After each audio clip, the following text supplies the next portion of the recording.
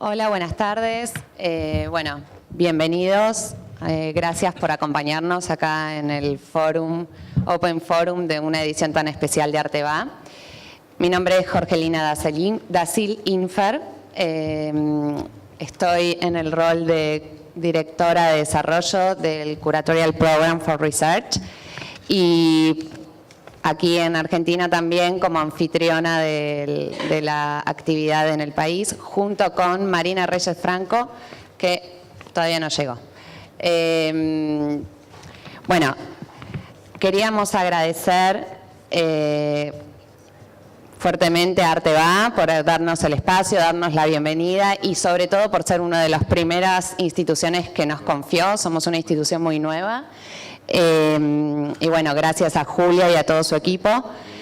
Y también agradecer al Ministerio de Cultura de Nación, a Clara, a Magdalena y a Iván, que también nos apoyaron para que todo esto ocurra y estemos acá con ustedes. Y sobre todo, quería agradecer muy especialmente a estos 8 curadores que nos acompañan desde hace 20 días y estamos lidiando con investigación, tiempo, frío, enfermedades y muchos viajes en este programa de Sudamérica.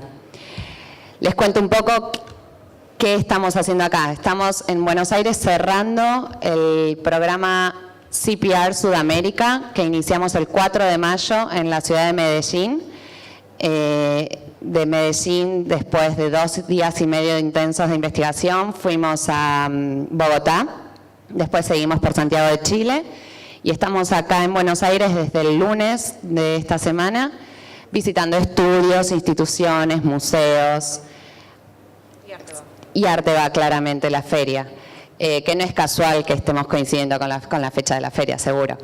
Si alguien quiere, les cuento, la presentación va a ser un poco en inglés, un poco en español. Hay traducción simultánea, ahí están ofreciendo los audífonos. Yo voy a hablar en español, pero muchos de los curadores solamente hablan inglés, así que, no. La lengua que nos facilita es el inglés, pero tenemos gente de distintos lugares del mundo. Dicho esto, bienvenidos. Les presento a Carmen Ferreira, que es la fundadora de CPR.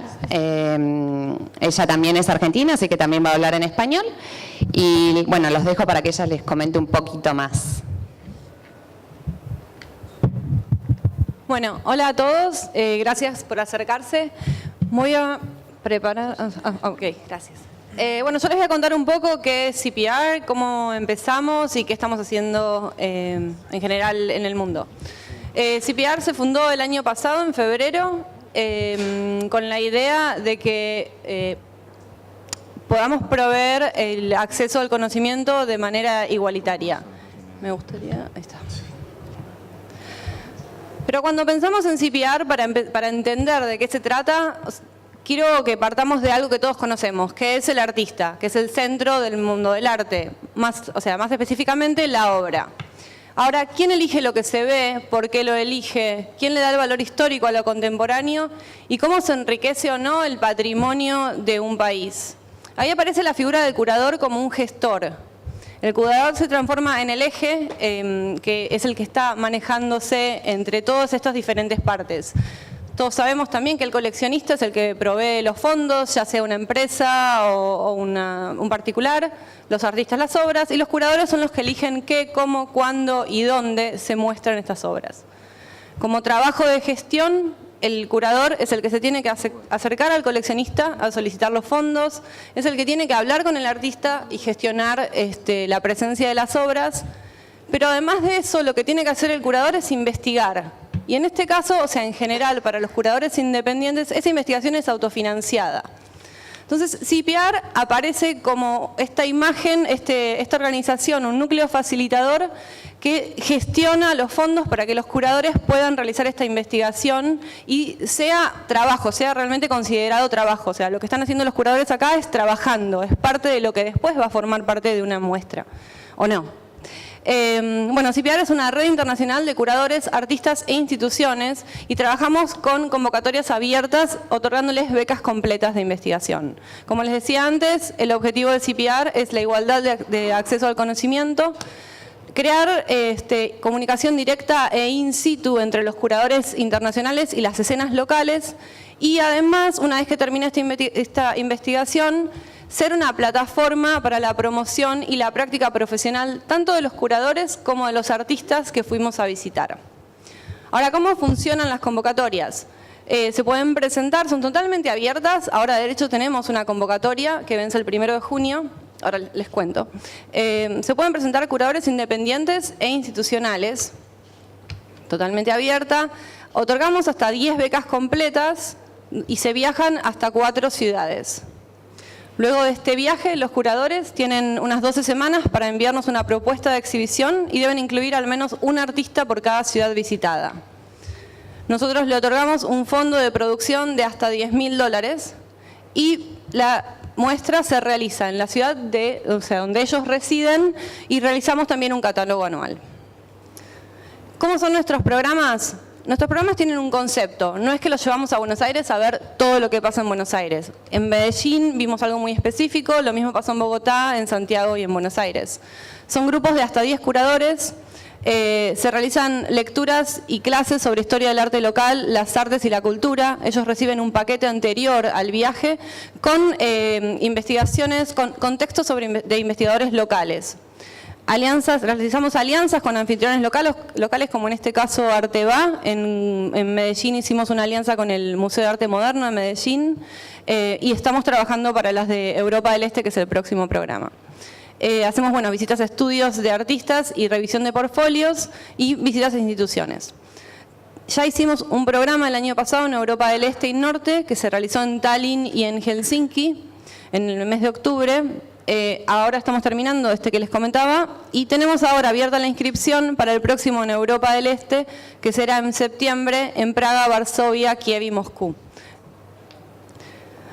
Luego, como plataforma post-programa, que es lo que les comentaba antes también, tenemos 2 plataformas que son las que promocionamos nosotros y además hay otra que es la que naturalmente sucede. El premio exhibición de hasta $10.000, que va a ser el primero, se va a realizar en Madrid el año que viene. Se le otorgó a Nereo Vieto de España con una muestra que va a incluir artistas de Estonia y Finlandia. Además tenemos el CIPIAR Film Festival, que vamos a presentar una edición aquí el domingo a las 4 de la tarde y ya hemos hecho otra en Miami en diciembre. También artistas de Estonia y Finlandia por curadores que participaron en el programa anterior. Y luego pasa lo que naturalmente va a pasar también con estos curadores, y es que los curadores van a incluir artistas de las ciudades visitadas en muestras que ellos realicen más adelante. Ya sucedió una en la OCT Terminal en Shenzhen, en China, y también en la Whitechapel en Londres por Emily Butler. En resumidas cuentas, eso es CIPIAR. Después, si quieren hacernos algunas preguntas, aquí están parte del equipo, somos bastante más de los que estamos ahí, está creciendo de manera exponencial, así que bueno, sin más los dejo con los curadores que nos estuvieron visitando. Gracias.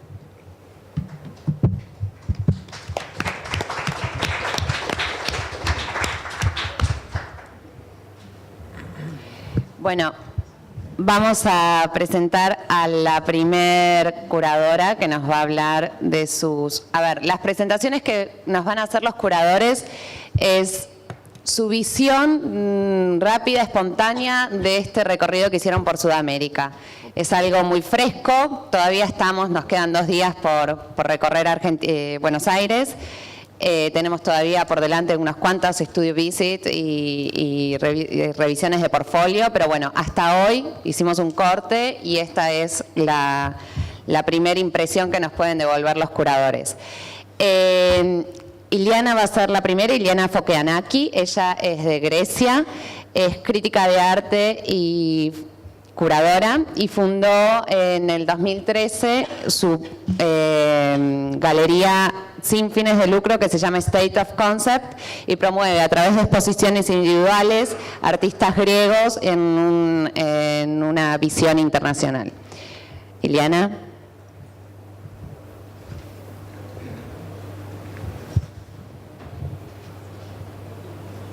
Can you hear me? No. Yes. Ah, all right.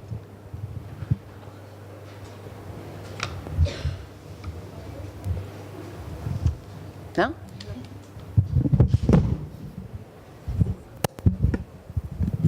Hello, hola.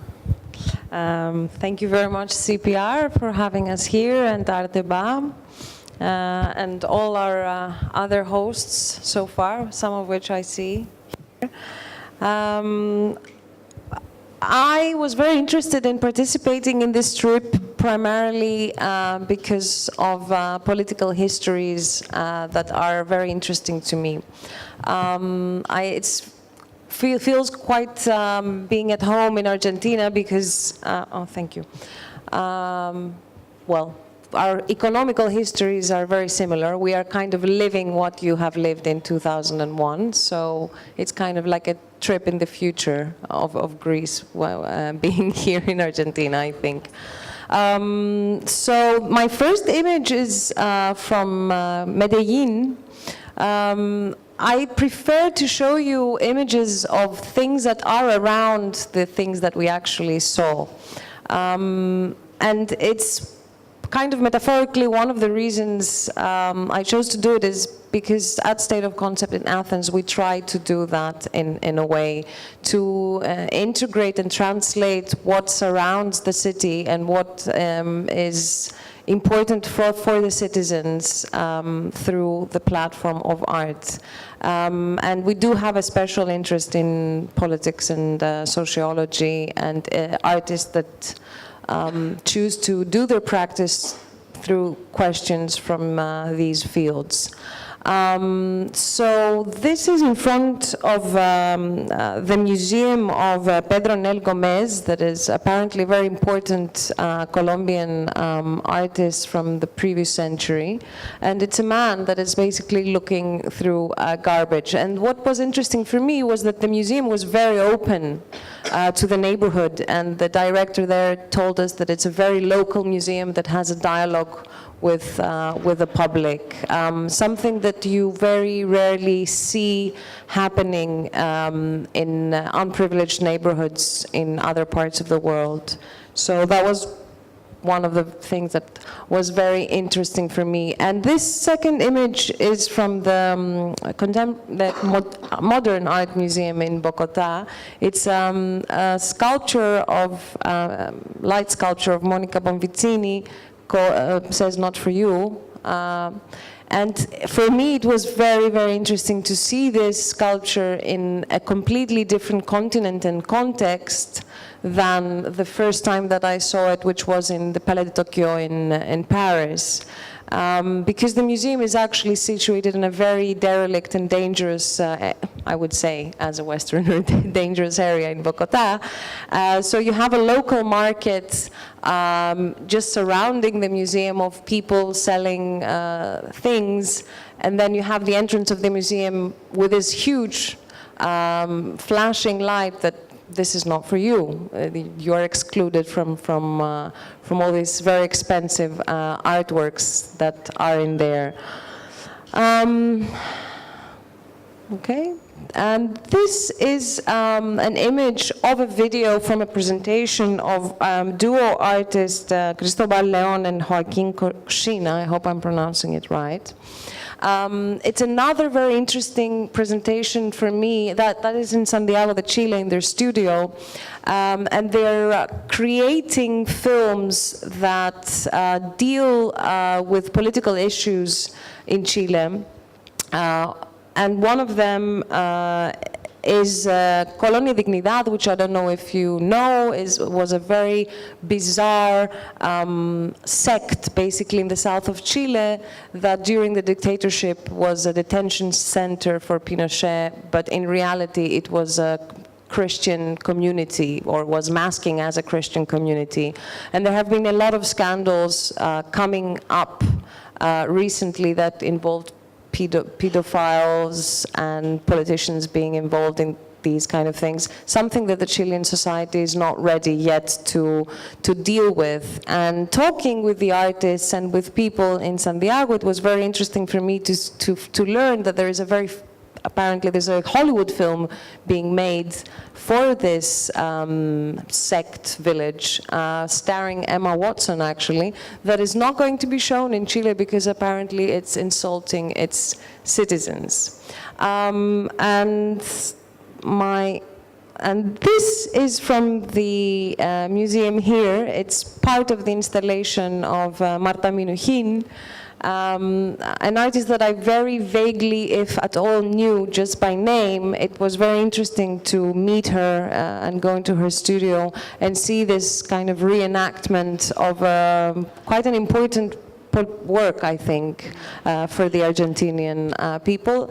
And the reason why I chose it is because sometimes I think artists that live in peripheries and not in central places like, you know, New York or London, sometimes can be more progressive but have less visibility. And kind of thought that, well, Marta did it way before Tracey Emin did, decades before, so that was very interesting. And lastly, this is from a small gallery called La Isla Flotante. I'm pronouncing it correct. I'm sorry that I was trying to find the name of the artist, but I can't. Eduardo? Santiago Villanueva. Santiago Villanueva, that is dealing with a new history of Argentinian art, which also I found extremely interesting. He's digging into the Argentinian past, looking into artists that maybe have been forgotten or are not considered important enough, and he's recreating a history, which also I thought is a very interesting way of dealing with one's history and with one's profession as well. So I'll leave it at here. It was very interesting for me. And I just one last comment that through all this trip so far, I found that, you know, it's always interesting to filter politics, economy, and history through the platform of art. And it's the only actually chance we have to do it freely without being censored. So thank you.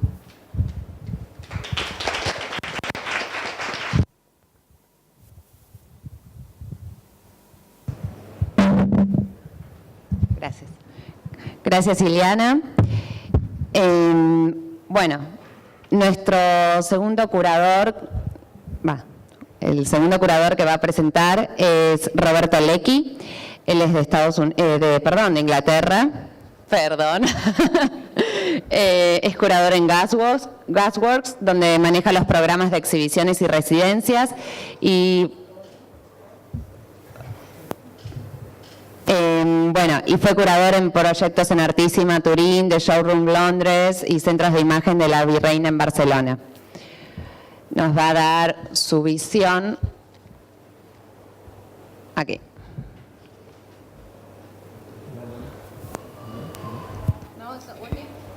Hello? Yes. Well, it is working.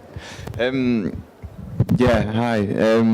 So thanks to CPR, and thank you very much to all of the hosts in the different places that we visited. So Emiliano in Medellin, Carne in Bogota, Carolina in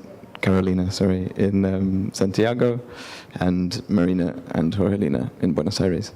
It feels borderline absurd to try and talk about 4 cities in 3 countries in 5 minutes, especially because I come from London and we're in Argentina. So I don't really know how to approach this other than just to show you a couple of things that we've seen along the way that were interesting to me and that perhaps I wasn't aware of before.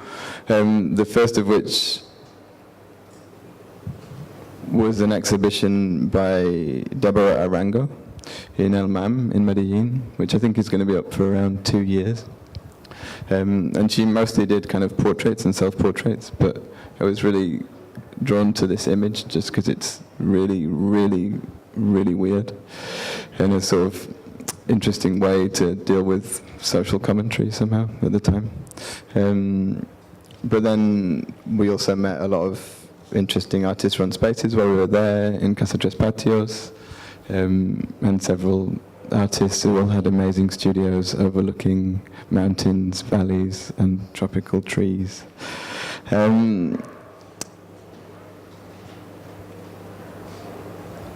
Doesn't work very well.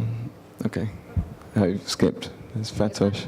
So, yeah, this is Fatosh modeling her bag that matches art, which was also in Medellin, right? Yeah. Yeah. And then this was one of my favorite things. This was the Museum of Pre-Columbian Art in Santiago de Chile. And this is actually Peruvian textiles.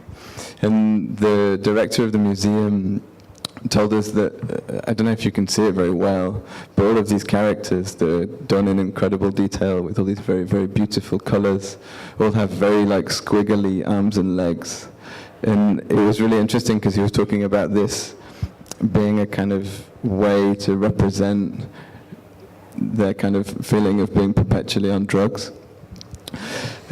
And I think that is a kind of interesting, I don't know, representation somehow of this like ancient subjectivity. This is in the museum here. This is a Jules Solar painting. I haven't been to the museum yet, but I hope to go this afternoon. He's like one of my all-time favorites of the trip, I guess. Yeah,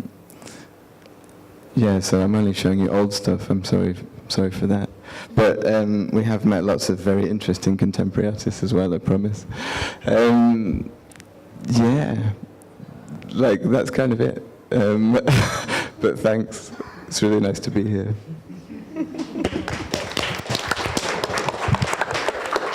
Gracias, Robert. Sorry.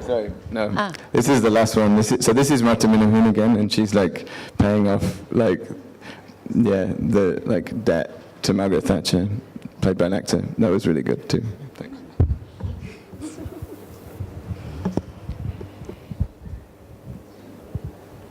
Ok. Gracias, Robert. Ahora le toca el turno a Rose Chef-Korir.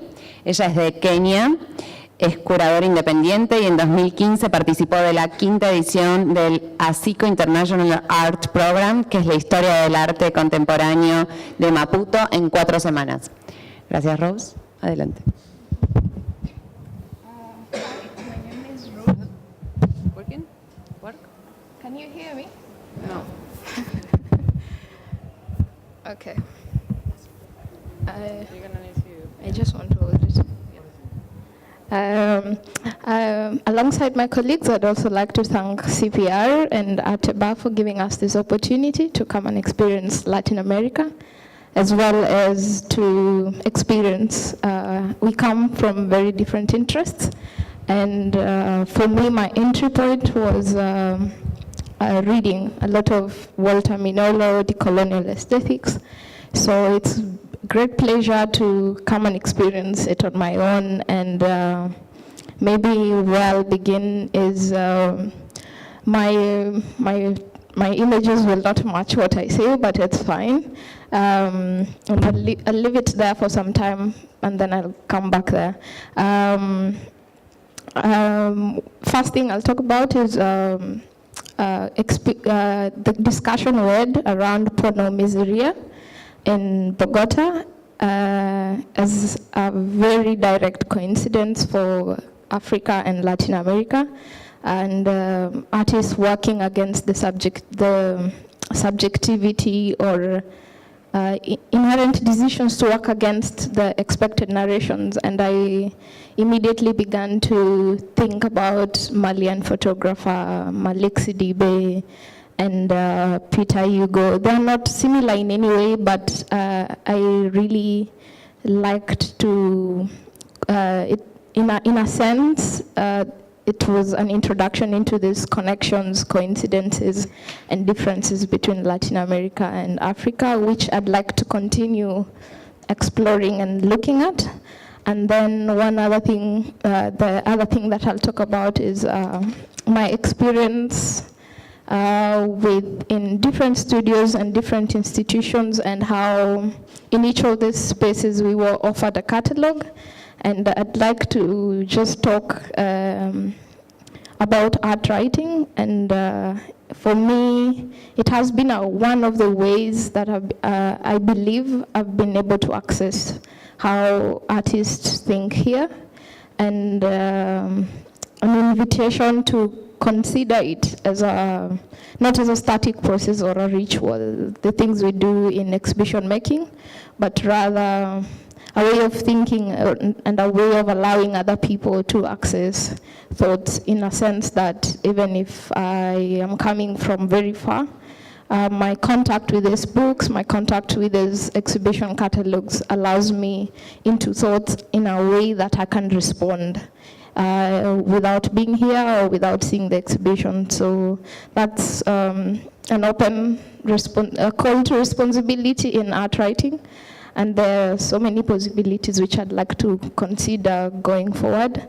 And the other thing I was thinking about was libraries as a place where books go to die. So if I go away with these books, are they essentially dead? If in a sense they would die, and in a sense they would be alive. So I want to think about that more, and that's one of the things that has really been alive for me.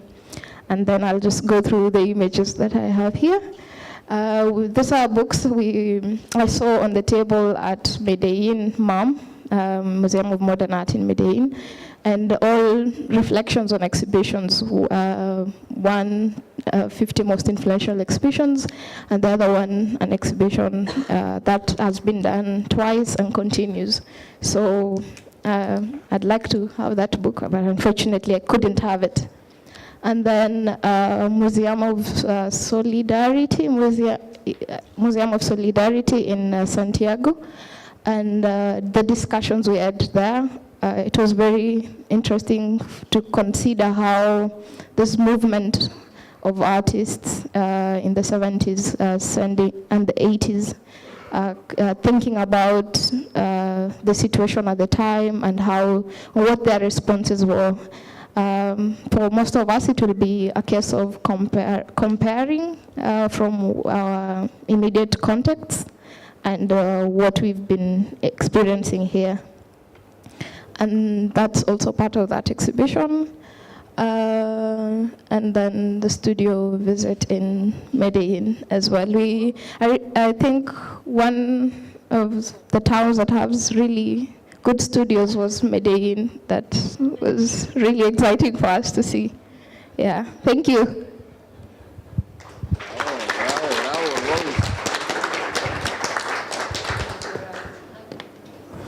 Thank you, Rose.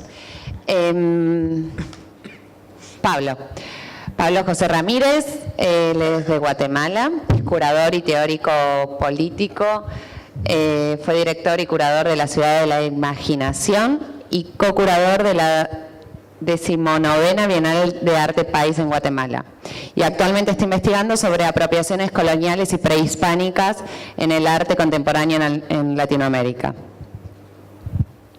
Gracias. Como decía Jorgelina, soy Pablo José Ramírez. Estoy desde hace 2 semanas y media compartiendo mucho tiempo con los chicos acá y ya somos como una especie de familia disfuncional. Aquí apacho el asunto, ¿no? Y bueno, cuando pensaba en este espacio de 5 minutos, bueno, igual que como decía Robert, no es pues imposible hacer una especie de síntesis de lo que consideramos que es la escena en estas ciudades, y tampoco creo que tenga mucho sentido, ¿no? Me parece que justo la labor de la práctica curatorial contemporánea es cuestionar el ejercicio curatorial a partir de simplismos de cartografías en ciudades o lugares. Yo creo que el CPR puede fomentar, y justo es un poco como lo que venimos intentando y la agenda que construye Carmen y Jorgelina, pensar un ejercicio de investigación pues que sea serio en la medida en la que cada uno de nosotros lo hace, se lo apropia y lo hace, digamos, un ejercicio crítico de investigación, ¿no? Entonces, a partir de eso, yo sí no voy a mostrar nada de arte, voy a mostrar esta imagen que la mostré hace unos días pasados. Me parece que bueno, yo soy latinoamericano y como decía Jorgelina, estoy desde hace un tiempo investigando sobre la construcción de nuevas subjetividades colectivas que no se sitúan en la idea de país, digamos, de Estado-nación. Entonces, ¿cómo podemos pensar el arte más allá del ejercicio del dibujo de, bueno, esto es Colombia, esto es Chile, bla, bla, bla, ¿no? Y tal vez más allá del ejercicio de ciudades, ¿no? O sea, tengo por supuesto una idea súper distorsionada seguro de la escena en Medellín, en Santiago y tal, pero me parece que un poco como esta imagen representa lo que la tarea curatorial nos llama a hacer es como un poco meternos en esta especie de hoyo, de agujero metafísico, hoyo negro, cuántico, existencial, curatorial. Esta es una imagen de un agujero que apareció en la ciudad capital en Guatemala y pues nadie sabía qué era lo que había pasado, solo sucedió, se hizo un hoyo gigante y luego pues nada, las autoridades estaban preguntándose qué era, entonces llamaron a geólogos, científicos, artistas, chamanes, sacerdotes y todo el mundo estaba tratando de descubrir la razón por la cual había aparecido este agujero perfecto en la ciudad, ¿no? Y al final pues nunca supieron exactamente qué pasaba. Algunos relacionan pues con estas condiciones precarias de las ciudades tercermundistas y por ahí es que iba la cosa, ¿no? Pero aparte la imagen como metáfora es muy potente, ¿no? Porque es esta especie de agujero que para mí de alguna manera representa como esa gran contradicción de las ciudades latinoamericanas, ¿no? Esta tensión entre esta especie de modernidad inacabada y el resto que es inhóspito, ¿no? Es desconocido, sobre todo en estos países que tienen una población rural grandísima, son países muy centralizados, las instituciones de alguna manera son instituciones que también centralizan un poco el ejercicio artístico, entonces un poco el llamado sería pues meternos de alguna manera en ese hoyo, ¿no? Y intentar un ejercicio curatorial que no se base en el turismo cultural, en la selección y en la capitalización de artistas, ¿no? No nos interesa ir visitar artistas y después jalar aquí y decir, bueno, con esto me hago un buen show, ¿no? Sino pensar cómo nos metemos pues un poco más al agua fría y pensamos en una inmersión crítica del ejercicio. Y pues al final esta imagen me pareció que resumía muy bien la primera, este fue el primer día en Medellín, creo yo. Entonces está aquí Nikita y Robert y este bus hermoso con la Virgen de Guadalupe enfrente del Museo de Arte Moderno de Medellín, y es esta sensación como de ¿qué estamos haciendo acá, no? O sea, ¿cómo le vamos a hacer?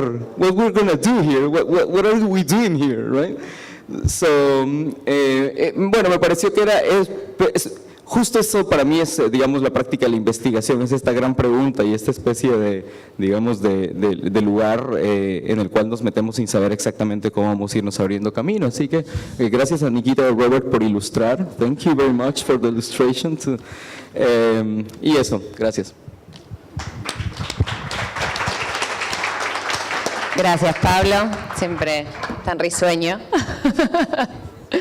Bueno, la próxima curadora que le vamos a presentar es Fatos Ustek. Ella es de Turquía, es escritora y curadora independiente, residente en Londres. Es curadora del Fondo de Arte en FIG2. Recientemente ha curado un proyecto medio loco de 50 proyectos en 50 semanas en el ICI Studio de Londres. Y bueno, usted fue curadora asociada también en la edición 10ª de la Bienal de Gwangju en Corea del Sur. Claro. Gracias. Buenos días. That's my only Spanish. I actually started to learn Spanish a bit more through following body language of the people that we've met throughout. It's a pleasure to be here, and thanks to CPR and Arteba, and thanks for coming to listen to us. It is, in a way, a bit of an eclectic thing, I guess, to kind of hear 8 people talking about their trip, especially on the moment that we haven't finalized. And it is an intensive trip. We've been on the road for the last 20 days, I think, almost, with flying over from our respective countries. And it is not possible to give you a picture. I would only be able to give you a fragmentation of a fragmentation. But what I would like to talk about in that sense is that the reason I also came to or applied for CPR's research trip is I'm very much interested in trying to find out what is also happening in various different countries located in South America, and also seeing the differences and familiarities that countries share in common or differ, and also how do they relate to their histories and the histories of art, because in the West, what is most known is the 70s and the movements that have been translated to the Western museums. And it's very important to then kind of tune into or tap into the realities of now and what are the urgencies and desires. And I think that is most possible when you meet people face to face.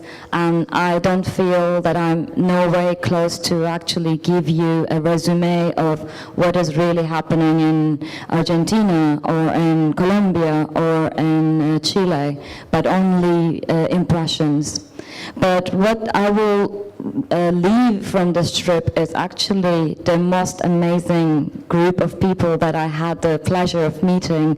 And I guess because it's a big risk that we all took to say, okay, I will be leaving my home for 3 weeks and we'll be on the road with initially it was 10 people, 2 of us or 2 of the group members would sadly not join us. But then it's about like sharing the intensity of being together for 18 hours a day, and if not more at times. And, and of course, these are perhaps the most significant moments where we started sharing about our individual urgencies. And one thing that we also learned a lot was our recent projects, and I think everybody can present each other's recent engagement or curatorial profile if you would quiz us. But okay, so I'm going to keep it short, but I would be very much interested in hearing you, perhaps when we finish, why you came here today. What were you expecting to hear? And if you have any specific questions, perhaps that is a way forward to have a conversation. Thank you.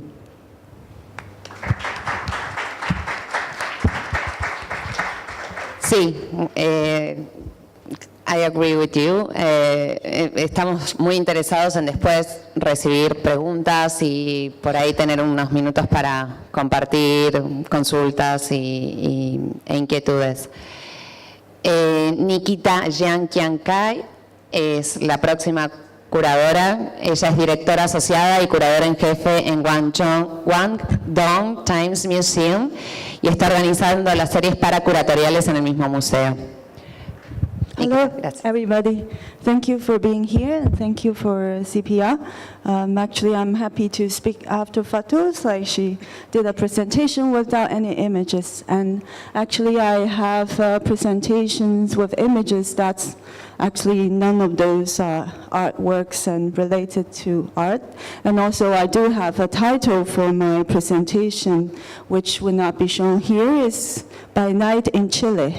And I use this title because actually, if you are familiar with the work of Chilean author Roberto Bolaño, and actually Latin American literature was my referential point of the context of Latin America before I actually took this actual trip here. It was such a long flight from China to Latin America. And I also think because any of you are familiar with this short novel, and it was the first of Bolaño's novel to be published in English. And the story is very political because actually Bolaño himself intrigued as one of the figure, the father Ulysses, and seems to stand as a kind of villain for the author himself, and he's chosen in the novel to teach Pinochet and his top generals about Marxism after the coup and the death of President Allende. So I'm quoting this title as a metaphor for 8 curators who have tried to immerse themselves into different roles and different different narrative and different histories and through whispers, dreams, traumas in 20-day trips, also in 4 different cities. And for our arrival at Chile can be marked as a special moment of the trip as well, and as solidarity, and also probably as a moment of anxiety and love. And so here I show this first image. It was shot in one of the gallery we visited in Medellin, and I think you can read the text on this image, and it marked our beginning of the whole journey, and it kind of depicts like how a pack of curators are there to see and to be seen in a way. And then we can move to the second image, and actually Eliana already used this one, and I think this also not for you actually is a metaphor for me to think about your limitation, psychological limitation and also physical limitation in a way. And so I chose this image to, and here we have the third image. Actually, it's remarkable because it's also part of a journey that you will always got into kind of surprise encounter with scenes that you never expected. And this is something, I think it's from a random parking lot we just passed by when we were walking on the street of Bogota, and I think it's probably the best installation ever.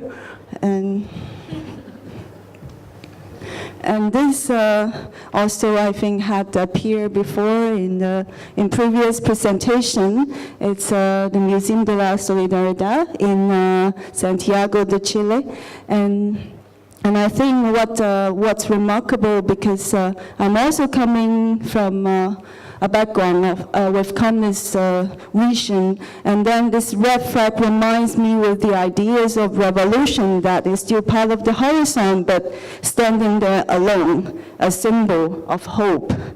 And then last but not least, the journey is about friendship, some guanchi moments, but a lot of friendship and love. And I'm quoting, and in the end, I want to quote the first sentence of this novel by Bolaño, and actually he wrote at the beginning of this novel, "I'm dying now, but I still have many things to say." Thank you.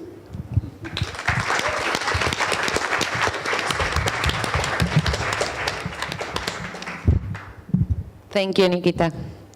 El próximo es Jean Moreno.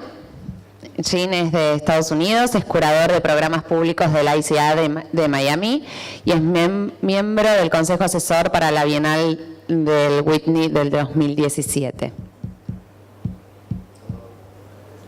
Anda. Hello. So yeah, I want to thank CPR and all our hosts.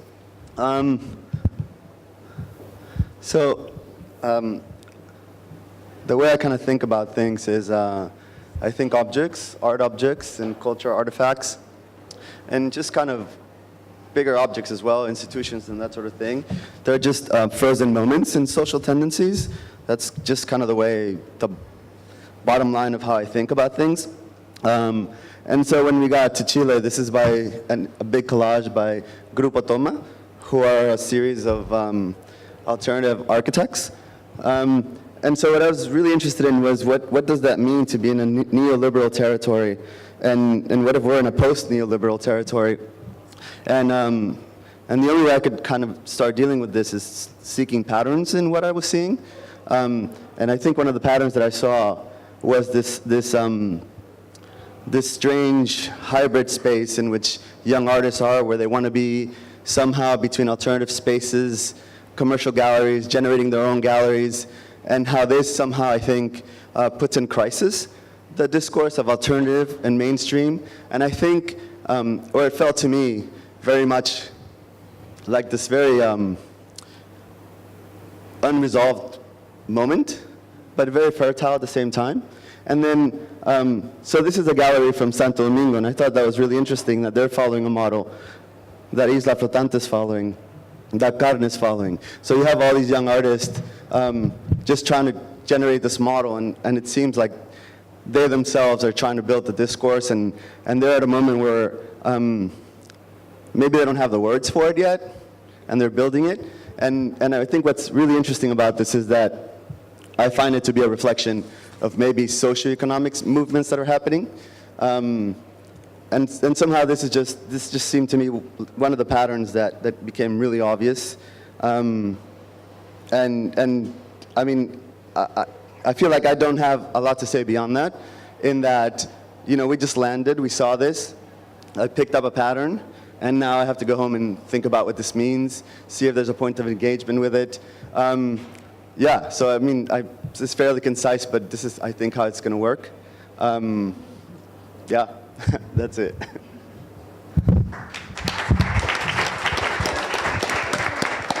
Gracias, Jean.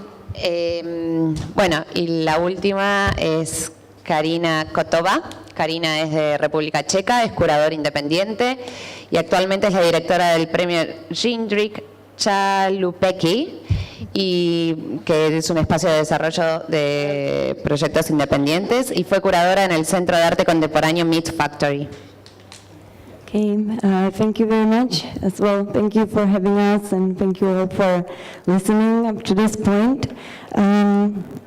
Before coming here to Latin America, I thought it was kind of a pity that we have a wonderful program which is packed with institutions and artists and so on, and we're not going to get to see any of the wonderful landscape that is here all around us, and we're only stuck in taxis and studios and galleries and other so-called non-spaces. But then I figured for the program that somehow the landscape, geography, and everything that is associated with it, political questions, ecological questions, questions of what is transmittable, what is not, was quite topic, and that was really following us. I picked this image by an artist from Medellin. It's from 1986, and I think it's a kind of a nice metaphor for the artist in a studio, which is really a space that is almost the same everywhere. Although, as Rose mentioned, the studios in Medellin were really the very beautiful ones with rooftop views and so on.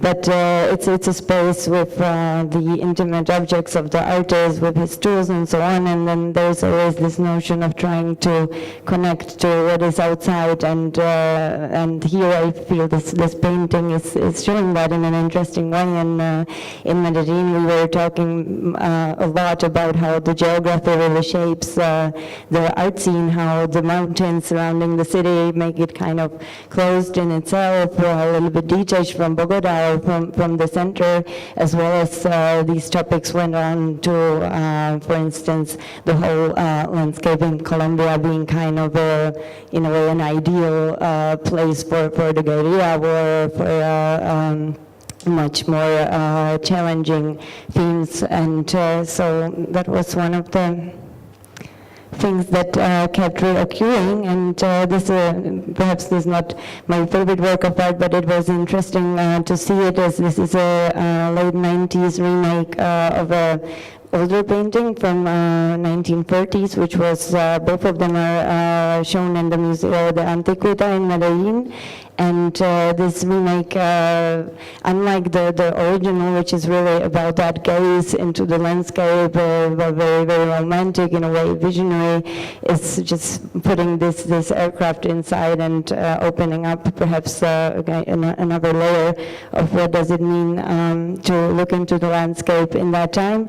But I thought it was also an interesting metaphor for how the institution, this particular institution, Museo de Antiquita, but also other institutions in Medellin were working, trying to connect this museum. It could have just worked with these historical collections, but they really had lots of interesting efforts to connect with contemporary art, to connect with, to make the collections kind of alive. And what MAM was doing, the Museum of Modern Art, was perhaps a similar approach, more horizontal, with trying to connect the local art scene to what is happening more internationally. So these connections really became very important. Then we moved to Bogota, and there the landscape topic, I was really surprised by an institution that picked it up or picked up the topic of landscape of nature in a very discursive, very interesting and very international way, and this was perhaps one of, for me, the best institutions we have seen. And getting back to what Jean was saying about the young artists in Bogota kind of experimenting with what is it to be independent, commercial, really balancing on the line. I just picked up this Flora being a non-commercial space. This was just a label that they had somewhere in between the galleries. So I thought that this was also one of the big themes and tensions playing around with the market as opposed to playing more with the discourse and with some more international themes. And then we arrived to Santiago, and we moved more perhaps to urban landscape and questions that arising from that. This is Proyecto Pregunta, which was the first evening of presentations, and it's a project that is on the edge of kind of socially engaged practice and artistic practice, and it's trying to engage local publics and get them answer questions about their government, their city, and or maybe not even just answer, but ask themselves. So this, I thought, was quite engaging, although also raised some questions for me, for instance, about appropriation or kind of transferring of these ideas, because this group is becoming quite also internationally recognized. Right now they are somewhere in Germany presenting the same project, and I guess this is a question to every context, how to kind of be international but be still sort of faithful to the local and be locally relevant, and of course just transferring the same questions for different cities and throughout the world might get a little bit more kind of superficial, but I feel they're rethinking these kind of strategies of how to do that. And to conclude with, this is an artist that we just saw yesterday, so this is very new, but coming from Santiago, even Bogota or Medellin to Buenos Aires was quite a big shift. I felt the landscape, the mountains, all of that kind of disappeared, and we're here hosted by the Art Fair, which is, of course, this week is a bit of a different one with a very international crowd, lots of things going on, everything very institutional. You can spot so many more artists with big budgets producing very kind of internationally recognizable work.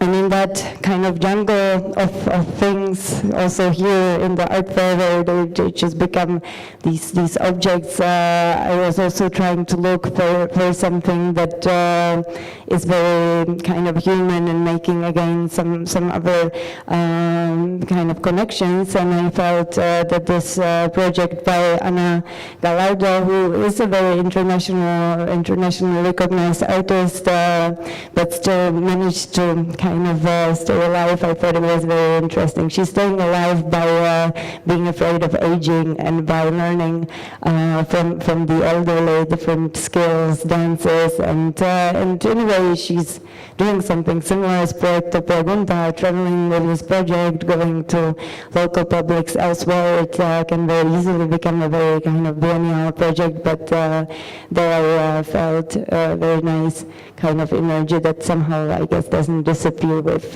changing the location, and that's some topic that was interesting for me for the trip. And as was also said already, I believe that we were just getting a lot of information, and perhaps being able to analyze less through the maybe 1 or 2 hours a day that we had apart from the schedule.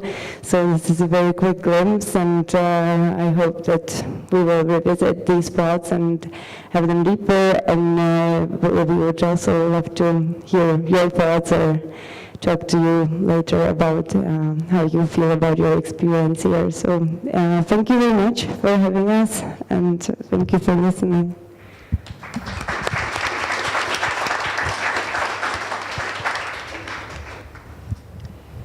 Ok, thank you, gracias. Y bueno, como dijimos hace un rato, si tienen ganas de hacer alguna consulta, pregunta, comentario, estamos abiertos, estamos acá un ratito más para eso. Y, ¿cómo? Sí, y bueno, antes también quería hacer un comentario. Los programas eran muy amplios, ¿no? Ustedes, esta presentación fue totalmente libre de cada uno, y una elección como de sus primeras impresiones. Como bien dijeron muchos, no es un análisis ni una visión estudiada, o sea, dieron como sus primeras impresiones, y vale la pena. Muchos mencionaron los mismos lugares, vieron cientos de lugares en todo el programa, o sea, el programa fue muy completo. Es casualidad que hayan elegido lo mismo, no está guionado, eso es lo que quería salvar. Si no tienen preguntas, o si quieren tener preguntas, después les paso un chivo, el chivo es, está el programa para el próximo programa, que es en Rusia, Ucrania, Polonia y República Checa. Está abierta la convocatoria desde el 1 de mayo hasta el 1 de junio, así que si alguien está interesado para aplicar, acá hay unos papeles donde hay más información para ustedes, o si quieren compartir, bienvenidos. Hasta el 1 de junio se pueden recibir aplicaciones. Bueno. Creo que tiene una pregunta. Sí.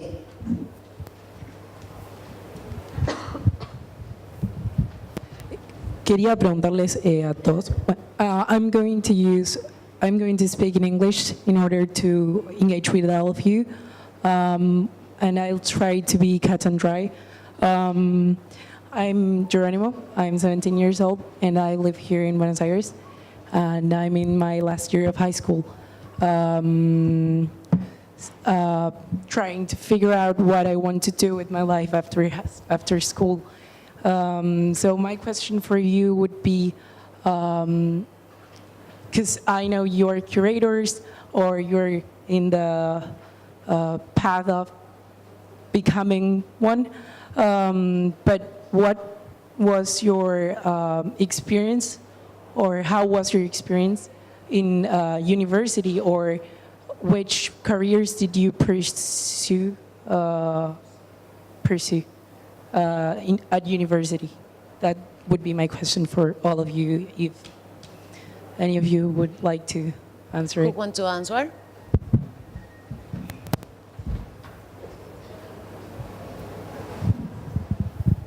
Well, I can only speak about myself. I started as an artist, actually, but being in art school, I realized that I was not a good artist, and I was more interested in reading than actually producing artworks.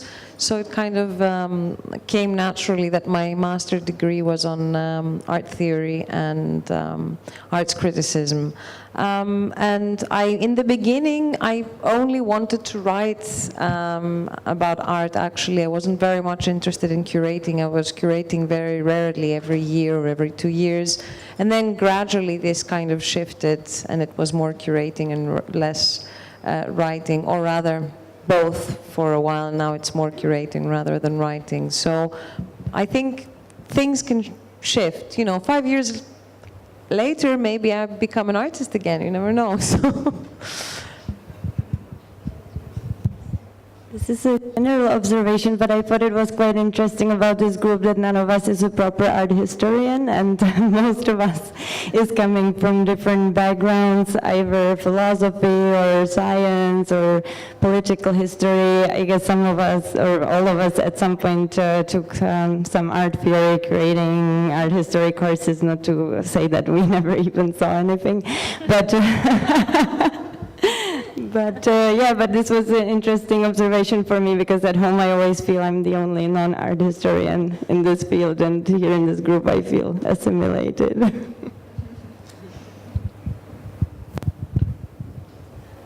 ¿Alguien más ¿Querés hacer algún comentario? Okay. No sé, me pasaron el micrófono. No, my advice is don't be a curator. It's such a bad idea. Well, I don't know. I guess that you just find things or things find you, and almost no one of. I never study art history. I study political theory and cultural studies, and I just got here. So yeah, yes. Gracias. ¿Alguien quiere hacer alguna otra pregunta? ¿No? Bueno, entonces les agradecemos mucho por haber estado acá. Los volvemos a invitar el domingo a las 4 p.m., 16 horas. Vamos a estar presentando acá el Film Festival, que es como una consecuencia del primer programa que hicimos de CPR en Finlandia y Estonia. Es una selección de videos curadas por Tainá Ceredo, nuestra curadora invitada que viene especialmente desde Brasil para ofrecernos su muestra. Y bueno, a las 4 de la tarde el domingo. Muchas gracias. Chao.